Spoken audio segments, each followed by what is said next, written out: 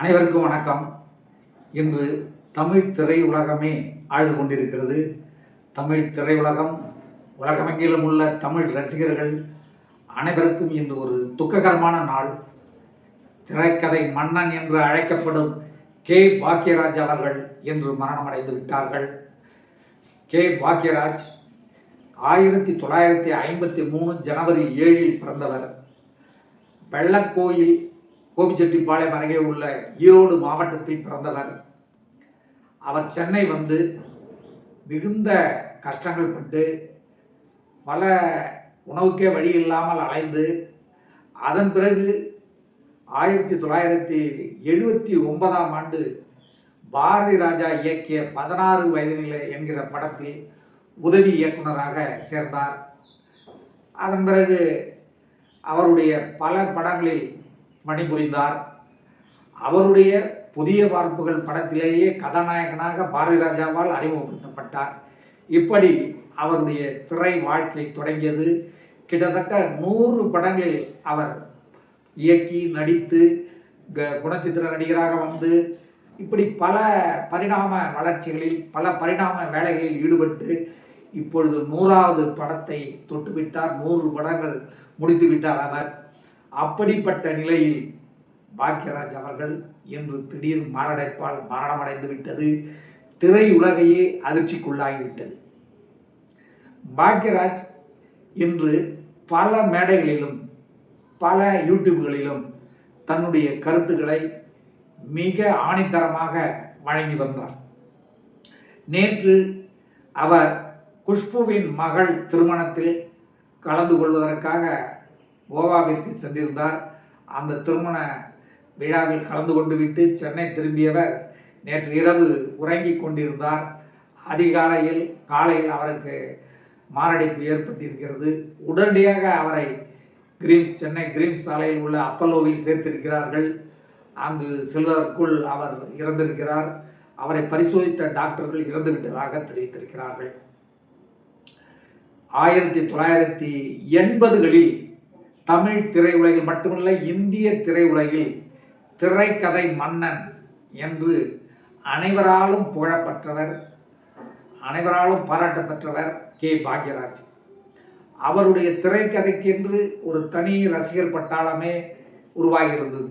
ரசிகர்கள் மட்டுமல்ல, திரையுலக ஜாம்பவான்களும் அவருக்கு ரசிகர்கள். பல இயக்குநர்கள் தன்னுடைய திரைக்கதையில் சில நேரங்களில் ஏற்பட்ட சிக்கல்களை தீர்த்து வைப்பதற்காக பாக்யராஜை சந்தித்து அந்த சிக்கல்கள் திரைக்கதையில் என்ன மாற்றங்களை செய்ய வேண்டும் என்பதை தன் உருவாக்கியுள்ள கதையை சொல்லி அதற்கான மாற்றங்களை பெற்று வெற்றியும் பெற்றிருக்கிறார்கள். அப்படிப்பட்ட வல்லமை படைத்தவர் பாக்யராஜ்.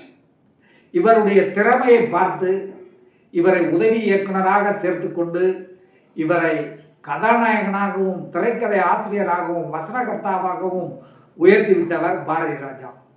அந்த பாரதி ராஜா இறந்து இன்றோடு 17 நாட்கள் ஆகிறது. கணவன் மனைவி வயதானவர்கள். கணவன் முன்னால் இறந்துவிட்டால் அடுத்த ஒரு வாரத்திலோ 15 நாட்களிலோ 20 நாட்களிலோ ஒரு மாதத்திற்குள்ளோ மனைவியும் இறந்து விடுவார். இது இன்று தமிழ்நாட்டில் பல இடங்களில் நாம் பார்த்து கொண்டிருக்கிறோம். அந்த அளவுக்கு அவர்கள் ஒன்றி பிணைந்து வாழ்ந்திருக்கிறார்கள் என்பதை அந்த சம்பவங்கள் காட்டும். மனைவி இறந்து விட்டாலும் ஓரிரு மாதங்களில் கணவனும் இறந்து விடுவார். இப்படி பல சம்பவங்களை நாம் சந்தித்திருக்கிறோம். ஆனால் ஒரு குருநாதர் இறந்த 17வது நாளில் அவருடைய சிஷ்யனும் அந்த துயரம் தாங்காமல் துக்கம் தாங்காமல் இறந்திருப்பது வரலாற்றில் இது முதல் முறை என்றே சொல்லலாம். அந்த அளவுக்கு பாரதி ராஜாவும் பாக்யராஜும் கணவன் மனைவி மாதிரி என்றுதான் சொல்ல வேண்டும். அந்த அளவுக்கு தங்களுடைய தொழிலில் தங்களுடைய சுய வாழ்க்கையில் ஏற்படுகின்ற பாதிப்புகளை துயரங்களை பகிர்ந்து கொள்வார்கள்.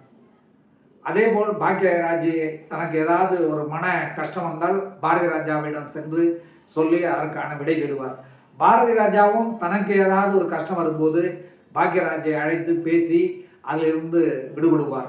ஏன் பாரதி ராஜாவின் படங்கள் பல படங்களில் பாக்யராஜ் தனியாக படம் பண்ணி கொண்டு இருக்கும்போது கூட தன்னுடைய படங்களில் ஏற்படும் சிக்கல்களை, திரைக்கதையில் ஏற்படும் சிக்கல்களை தீர்த்து வைக்க பாக்யராஜை அழைத்து அந்த சிக்கல்களை தீர்த்து கொள்வார். அந்த அளவுக்கு பாக்யராஜ் மிகப்பெரிய புத்திசாலி திரைக்கதை. அவருடைய எல்லா படங்களுமே பார்த்தீர்களானால் நகைச்சுவை இழையோடும் ஆரம்பம் முதல் முடிவு வரை பாக்யராஜும் ஒரு அசட்டு கதாநாயகனாகவே நடிப்பார்.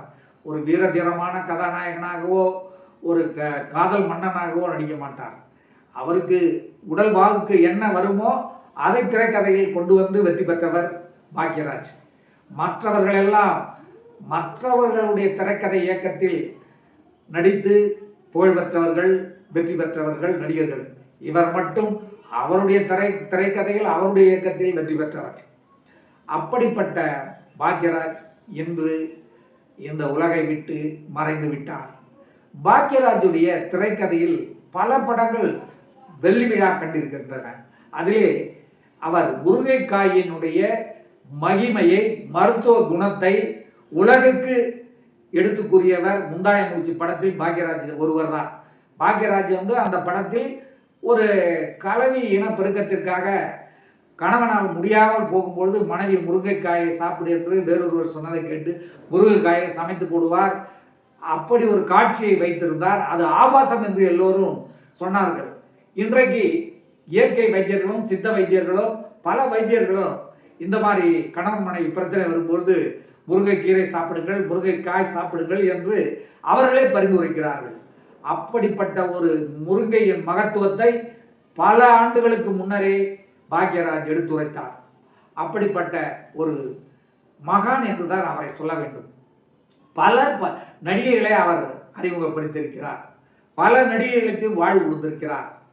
ஊர்வசியை அறிமுகப்படுத்தி பெரிய நடிகையாக்கினார். ராதிகாவுக்கும் ஒரு பெரிய வாய்ப்பு கொடுத்து அவரையும் பெரிய நடிகராக்கினார். இப்படி பல படங்கள் பாக்யராஜால் வெற்றி பெற்றிருக்கிறது. அந்த படங்களில் நடித்த நடிகர்கள் புகழ் பெற்றிருக்கிறார்கள். சிறு குழந்தையாக மௌனகீதங்கள் படத்தில் ஒரு பையனாக நடித்தவர் பிற்காலத்தில் பெரிய கதாநாயகனாக வந்தார். அதேபோல் மாஸ்டர் முந்தானை முடிச்சு படத்தில் நடித்தவரும் அந்த இளைஞன், அந்த சிறுவனும் பிற்காலத்தில் பெரிய நடிகனாகி மிகப்பெரிய இடத்தை பிடித்தார். அதேபோல் டைரக்டர்களையும் பல அவரிடம் உதவி இயக்குநராக பணிபுரிந்த பலரும் மிகப்பெரிய இயக்குநர்களாக ஆகியிருக்கிறார்கள். உதாரணத்துக்கு பாண்டியராஜன், பார்த்திபன், வி சேகர், லிவிங்ஸ்டன், ஜி.எம். குமார் என்று பலரை நாம் சொல்லலாம். இப்படி பல விஷயங்களில் முன்னணியில் இருந்தவர் பாக்யராஜ். தமிழ் திரைப்பட எழுத்தாளர்கள் சங்கத்தின் தலைவராக இருந்து ஒரு படத்தில் கதை பிரச்சனை வந்த பொழுது ஒரிஜினல் கதாசிரியர் யார் என்பதை அடையாளம் காட்டி அவருக்கு நஷ்ட ஈடை பெற்றுக் கொடுத்த ஒரு பெருந்தன்மை மிக்க மனிதர் பாக்யராஜ். அவருக்கு 2 மனைவிகள். முதல் மனைவி பிரவீணா என்கிற நடிகை. அந்த நடிகையுடன் சில ஆண்டுகள் வாழ்ந்து விட்டார். அதன் பிறகு அந்த நடிகை இறந்து விட்டார் உடல் நலமின்றி. அந்த இறப்புக்கு பிறகு டார்லிங் டார்லிங் படத்தில் கதாநாயகியாக நடித்த பூர்ணிமா பாக்யராஜை காதலித்து திருமணம் செய்து கொண்டு இன்றளவும் அவரோடு வாழ்ந்து வருகிறார். பாக்யராஜிற்கு ஒரு மகன், ஒரு மகள். சாந்தனு, சரண்யா அவருடைய பிள்ளைகளினுடைய பெயர்கள். அந்த சரண்யா பெரிய மகள், சாந்தனு இளையவர். பூர்ணிமா, பாக்யராஜ் இருவருக்கும் பிறந்தவர் 2 பிள்ளைகள் மட்டுமே. அந்த சரண்யாவை இவர் ஒரு படத்தில் கதாநாயகியாக அறிமுகப்படுத்தினார். 2வது படத்தில் ஒரு இயக்குனர் கதாநாயகியாக நடிக்க புக் செய்து அவர் அந்த படத்தில் நடிக்க வைத்தார். அந்த படத்தில் நடித்து கொண்டிருக்கும் போது அந்த இயக்குனருக்கும் அந்த பெண்ணுக்கும், கதாநாயகியாக நடித்த பாக்யராஜின் மகளுக்கும் காதல் ஏற்பட்டு திருமணம் செய்து கொண்டார். அந்த திருமணத்தில் பாக்யராஜிற்கு சம்மதமே இல்லை, விருப்பமே இல்லை. காரணம், அந்த இயக்குனர் ஏற்கனவே வேறொரு திருமணம் ஆகிய இருந்தார். முதல் திருமணம் முடிந்து இந்த மகளை 2வது திருமணம் செய்து கொண்டார். அந்த முதல் திருமணத்திலும் அந்த இயக்குனருக்கு குழந்தைகள் இருந்தது. அதனால தான் இவர் சம்மதிக்கவில்லை. அந்த திருமணம் அவருடைய மகள் அப்பா பேச்சை கேட்காமல் சென்று திருமணம் செய்து கொண்டார். அந்த ஒரு சம்பவத்தில் நிகழ்ச்சியினால் ரொம்பவும் பாதிக்கப்பட்டு இருந்தார் பாரதி ராஜா. அந்த நிகழ்ச்சிக்கு பிறகு அவர் வெளியில் செல்வதையெல்லாம் தவிர்த்து வந்தார். அதன் பிறகு நீண்ட காலம் கழித்து தன்னை ஆசுவாசப்படுத்திக் கொண்டு மீண்டும் பழைய மாதிரியே பணிகளில் ஈடுபட்டார். அதேபோல் தனது மகனை சக்கரக்கட்டி என்கிற படத்தின் மூலம் கதாநாயகனாக அறிமுகப்படுத்தி பல படங்களில் அவர் நடித்து வருகிறார். சாந்தனு உங்களுக்கு தெரியும். அவர் பிரபல டான்ஸ் மாஸ்டர் கலாவினுடைய அக்கா ஜெயந்தி, அவரும் டான்ஸ் மாஸ்டர். அவளுடைய மகள் கிக்கி, அந்த கிக்கியை காதலித்து திருமணம் செய்து கொண்டார். அந்த காதலுக்கு பாக்யராஜ் பச்சை கொடி காட்டி அவரே முன்னின்று மிக பிரம்மாண்டமாக அந்த திருமணத்தை நடத்தி வைத்தார். இப்படி தன்னுடைய வாழ்க்கையில் சில சோகங்களையும், சொந்த வாழ்க்கையில் முதல் மனைவி இறந்து விட்டார், இரண்டாவது தன்னுடைய மகள் தன் பேச்சை கேட்காமல் திருமணம் செய்து கொண்டு சென்று மிகவும் கஷ்டப்படுகிறார் என்பதை கேள்விப்பட்டு அவர் வருந்தியது உண்டு. இப்படி அவர் மிகவும் இலகிய மனதோடு பல கஷ்டங்களையும் அனுபவித்து, அதாவது பாக்யராஜ் பல படங்களில் வெற்றி பெற்று பல சொத்துக்களை கோடிக்கணக்கில் குவித்தவர். அப்படிப்பட்ட பாக்யராஜ் 2 படங்களை, வேட்டியை மடித்து கட்டு உட்பட 2-3 படங்களை தயாரித்தார். அந்த படங்களினுடைய நஷ்டம் பாக்யராஜை நிலைகுலைய வைத்துவிட்டது. சித்தோடு என்கிற அந்த ஈரோடு பக்கத்தில் உள்ள ஒரு ஊரில் 200 ஏக்கர் வாங்கி ஒரு மிகப்பெரிய விவசாய தோட்டம் நடத்தி வந்தார். அந்த தோட்டமும் இவருடைய பட தயாரிப்பில் ஏற்பட்ட நஷ்டத்தால் விற்க நேர்ந்தது, விற்றுவிட்டார். அதேபோல் சென்னை தியாகராய நகரில் குப்புசாமி தெருவில் 2 வீடுகளை ஒரே நேரத்தில் வாங்கி தனது வீடாகவும் அலுவலகமாகவும் மாற்றி வைத்திருந்தார். அந்த மிகப்பெரிய பங்களாவை தான் தயாரித்த படத்தின் நஷ்டத்திற்காக விற்றுவிட்டார். அதேபோல் அவருடைய இப்பொழுது இருக்கின்ற அந்த லேக் ஏரியா, அந்த ஏரியாவில் பல வீடுகளை வாங்கி வைத்திருந்தார் பாக்யராஜ். பட நஷ்டத்தால் அந்த வீடுகளையும் விட்டுவிட்டார். இப்பொழுது இருக்கக்கூடிய அந்த ஒரே ஒரு வீடு தான் அவருக்கு நிலைத்திருந்தது. அதை தான் தன்னுடைய சம்பாத்தியில் நிலைக்க வைத்திருந்தார்.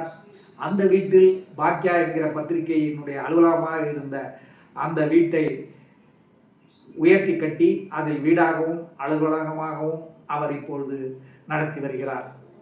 இது மட்டுமல்லாமல் பாக்யா என்கிற பத்திரிகையை நடத்தி மிகப்பெரிய வெற்றியும் கண்டார்.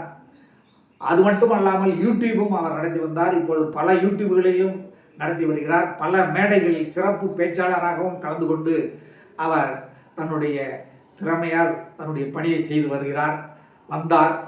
அப்படிப்பட்ட பாக்யராஜ் அரசியலில் எம்ஜிஆர் உடல்நிலை இல்லாமல் அமெரிக்காவில் சிகிச்சை பெற்ற பொழுது இங்கே எம்ஜிஆரின் சிஷியனாக, அவர் எம்ஜிஆர் கட்சியில் சேர்ந்து எம்ஜிஆரினுடைய சிஷியனாக தன்னை காட்டி வந்தார். அந்த காரணத்தால் அவர் அமெரிக்காவில் இருக்கும்பொழுது தமிழகத்தில் எம்ஜிஆரினுடைய சிஷியனாக அவர் பிரச்சாரம் செய்து அதிமுகவை வெற்றி பெற செய்தார். அதன் பிறகு அதிமுகவில் ஏற்பட்ட கருத்து வேறுபாடு காரணமாக அந்த கட்சியிலிருந்து விலகி எம்ஜிஆர் அதிமுக என்று ஒரு கட்சியை துவங்கி நடத்தி வந்தார்.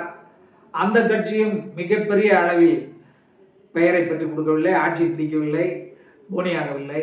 அதனால் அந்த கட்சியை கலைத்துவிட்டு அதன் பிறகு நடுநிலைவாதியாக அரசியலில் இருந்து வந்தார். அந்த நேரத்தில் 2011 வாக்கில் 2006 முதல் 2011 வரை கலைஞர் கருணாநிதி முதல்வராக இருந்த பொழுது அந்த தேர்தலில் திமுகவுக்கு, கலைஞருக்கு ஆதரவாக பிரச்சாரம் பண்ணினார். கலைஞரும் அந்த தேர்தலில் வெற்றி பெற்றார். வெற்றி பெற்றவுடன் தனது மகன் மு.க. ஸ்டாலினை பாக்யராஜ் வீட்டிற்கு அனுப்பி நன்றி கூற வைத்தார் கலைஞர். அப்படிப்பட்ட திறமை மிக்க ஒரு மனிதர். ஒவ்வொரு விஷயத்திலும் அவர் ஈடுபடும் பொழுது அதில் தன்னுடைய முத்திரையை பதிக்க வேண்டும் என்று அவர் மெனக்கெட்டு உழைப்பார்.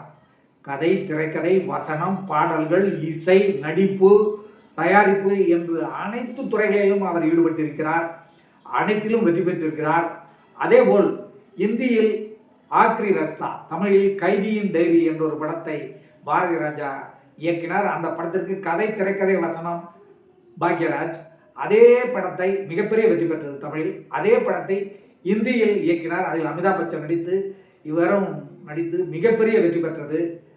அதேபோல் பல படங்கள் இவர் தமிழில் இயக்கி வெற்றி பெற்ற படங்கள் தமிழ், தெலுங்கு, இந்தி, கன்னடம் என்று பல மொழிகளில் ரீமேக் செய்யப்பட்டு மாபெரும் வெற்றியை பெற்றது. அதேபோல் தமிழில் இப்பொழுதைய முதல்வர் சிஎம் விஜயனுடைய அப்பா டைரக்டர் சந்திரசேகர் இயக்கிய நான் சிகப்பு மனிதன் படத்திற்கு கதை திரைக்கதை வசனம் பாக்யராஜ். அதில் ஒரு கேரக்டரும் சிஐடியாக நடித்திருப்பார். அமிதாப் பச்சன் கதாநாயகனாக நடித்தார். அந்த படத்தையும் மிகப்பெரிய வெற்றியடை செய்தவர் இவர் பாக்யராஜ். இப்படி பல அரசியல்வாதிகள், பல திரையுலக பிரமுகர்கள் எல்லோரிடமும் நட்போடு பழகி நல்ல புத்திசாலித்தனத்தோடு அவர்களிடம் அவர்களுடைய உயர்வுக்கு உதவியாக இருந்த பாக்யராஜ் அவர்கள் இன்று நம்மை விட்டு மறைந்து விட்டார். தமிழ் திரையுலகை விட்டு மறைந்து விட்டார். பாக்யராஜனுடைய மறைவு திரையுலகிற்கு மிகப்பெரிய இழப்பு என்றுதான் சொல்ல வேண்டும். ஏனென்றால் மற்றவர்களெல்லாம் தங்களுடைய வேலையை பார்த்துவிட்டு சென்று விடுவார்கள். ஆனால் பாக்யராஜ் மட்டும் மற்றவர்களுக்கு உதவுவதற்காக எந்நேரமும் காத்து கொண்டிருப்பார், செய்வார், உதவியை செய்வார். அதற்காக அவர் பலரிடமும் அவர் ஃபீஸ் வாங்கிட்டார் அப்படின்னு சொல்லுவாங்க. அது ஃபீஸ் இல்லாமல் யார் தான், மற்றவர்களெல்லாம் மிகப்பெரிய தொகை ஃபீஸாக பெறுவார். இவர் தன்னுடைய வண்டியில் சென்று வருவதற்கு தன்னுடைய உதவியாளர்களுக்கு ஏதாவது சம்பளம் கொடுக்க வேண்டும் என்கிற அளவில் ஒரு சிறு தொகையை அவர் ஃபீஸாக பெற்று அந்த நிகழ்ச்சிகளில் எல்லாம் கலந்து கொண்டு வந்தார். பல படங்களிலும் பலருக்கு உதவி செய்து நடித்து வந்தார். இப்படி அவரை இன்னொரு எம்ஜிஆர் என்றே சொல்லலாம். எம்ஜிஆருடைய வாரிசாக அவர் சொல்லப்பட்டாலும் எம்ஜிஆரே சொன்னார், என்னுடைய வாரிசு இவர்தான் என்று எம்ஜிஆரால் அடையாளம் காட்டப்பட்டவர் பாக்யராஜ். அதை ஓரளவுக்கு அவர் தன்னுடைய சொந்த வாழ்க்கையிலும் எம்ஜிஆர் மாதிரி வாழ்ந்தார். அவர் அந்த இயக்குனராகவும் நடிகராகவும் பல துறை பணிகளை தலையில் இழுத்து போட்டு அவர் செய்த காரணத்தால் அந்த டென்ஷனை போக்குவதற்காக அவர் செயின் ஸ்மோக்கராக விளங்கினார். அப்புறம் இரவில் தாகசாந்தியும் அந்த மது பழக்கமும் அவருக்கு இருந்தது. இருப்பினும் அவற்றையெல்லாம் இப்பொழுது அவர் தவிர்த்து விட்டார், அறவே நிறுத்திவிட்டார். அப்படி நிறுத்தி இருந்த காலத்தில்தான் இந்த நேரங்களில் அவர் பல விழாக்களில் கலந்து கொண்டார். இந்த நேரத்தில் தான் அவர் அந்த கோவாவில் குஷ்புவினுடைய மகள் திருமணத்தில் கலந்துவிட்டு இங்கே வந்தார். அப்படி பல மகிழ்ச்சிகரமான வேலைகளிலும் அவர் பிஸியாக இருந்த காரணத்தினால் அவருக்கு மாரடைப்பு ஏற்பட்டு இறந்திருக்கலாம் என்று நினைக்கிறோம். எப்படியாயினும் அவருடைய குருநாதர் இறந்த 17-18 நாட்களுக்குள் இவரும் அவருடன் அவருடைய இருக்கும் இடம் தேடி சென்று விட்டார் பாக்யராஜ். அந்த பாக்யராஜனுடைய ஆன்மா சாந்தியடைய நாம் இறைவனை வேண்டுவோம். அவர் மறைந்தாலும் அவருடைய படைப்புகள் இந்த உலகம் உள்ளவரை பாக்யராஜை நினைவு கூறும். திரையுலகம் இருக்கும் வரை பாக்யராஜை நினைவு கூறும். அந்த உலக சக்கரவர்த்தி, திரைக்கதை சக்கரவர்த்தியினுடைய இழப்பு இந்த தமிழ் திரையுலகை நினைவுகளை பகிர்ந்து கொண்டே இருக்கும். மீண்டும் ஒரு முறை அவருடைய ஆன்மா சாந்தியடைய நாம் இறைவனை வேண்டிக் கொண்டு அவருக்கு நம்முடைய புகழ் அஞ்சலியை தெரிவிப்போம்.